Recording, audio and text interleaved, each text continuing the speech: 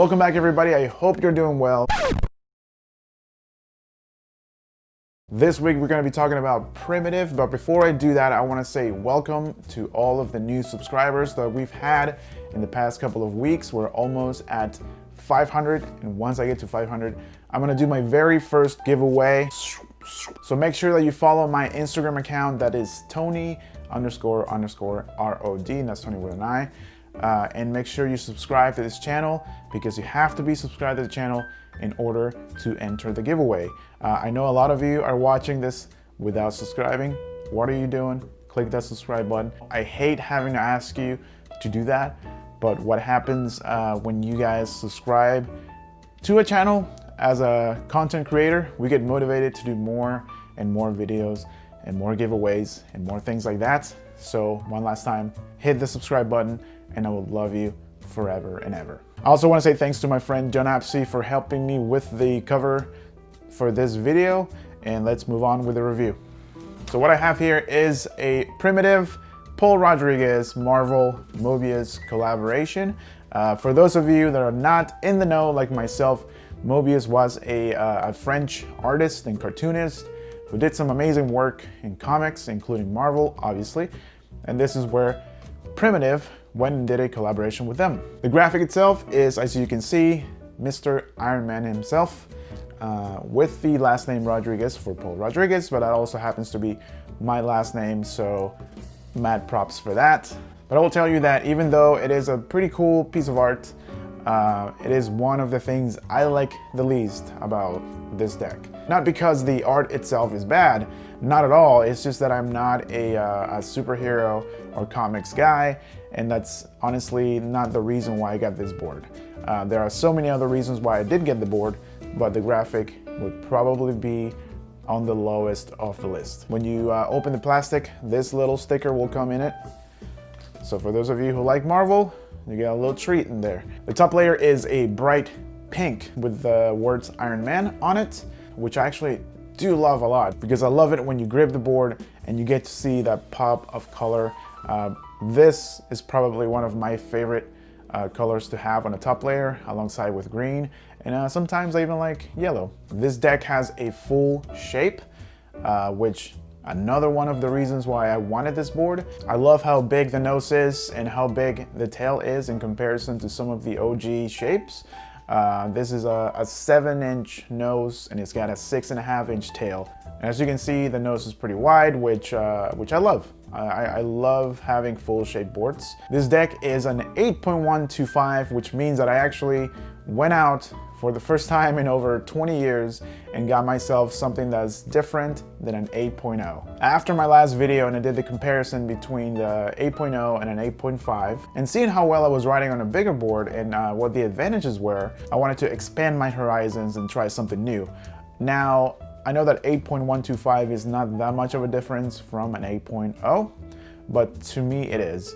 Especially just like visually, you can already tell that it's a bigger board. And that is another thing that I did not like about this deck right away, is that my trucks are 8-inch wide.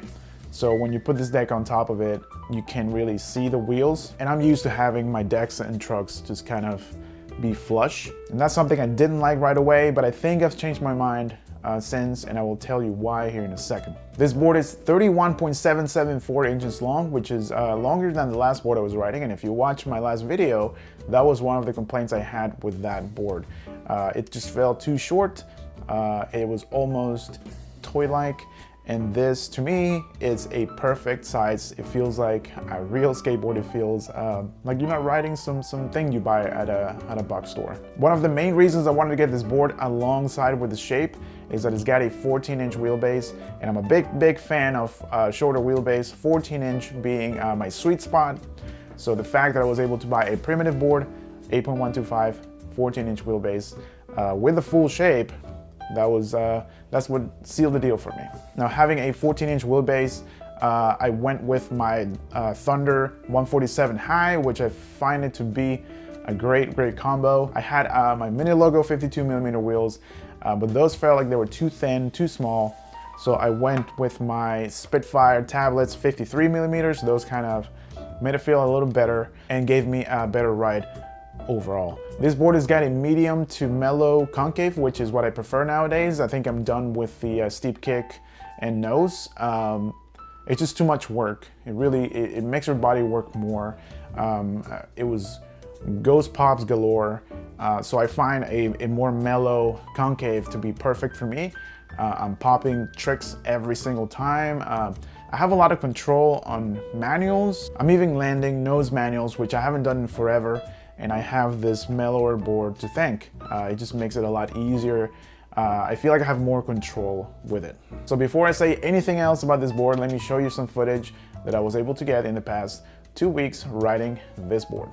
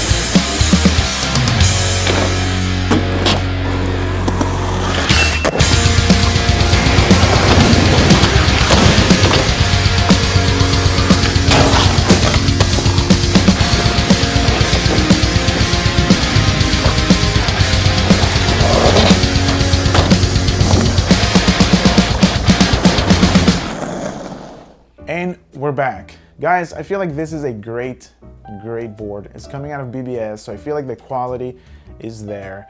And I honestly feel like I'm more consistent with my tricks. One thing that I mentioned earlier that I didn't like at the very beginning was the fact that my trucks were just a little bit shorter than the board itself, being 8 inches wide and the board being 8.125.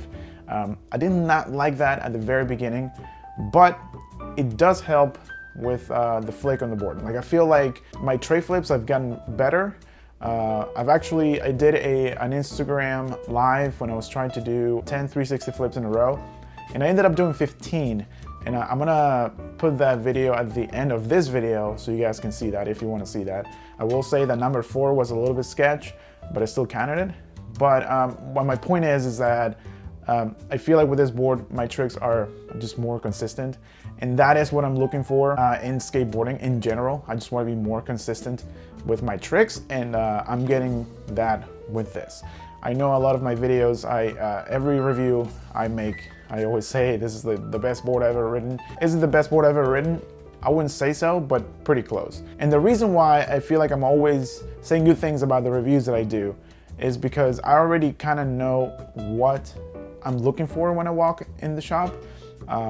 As soon as I saw the specs on this board, I knew I was gonna skate well on it, and it's been proven right. So that's why I encourage you to find your perfect size board, your perfect setup altogether, because it's all working in harmony. All right, so I don't know what else to say about this board. I like it, I'm enjoying it.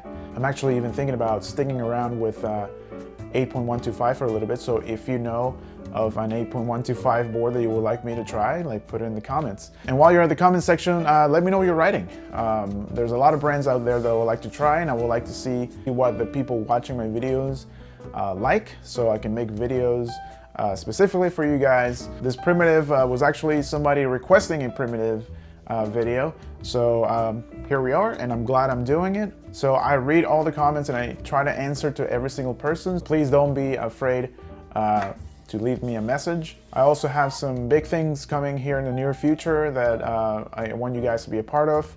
Like I said, I have a giveaway coming up pretty soon, so make sure you follow my Instagram account and subscribe to this channel. And I think that's it. I want to show you that video of the 15 360 flips in a row. That's a big flex.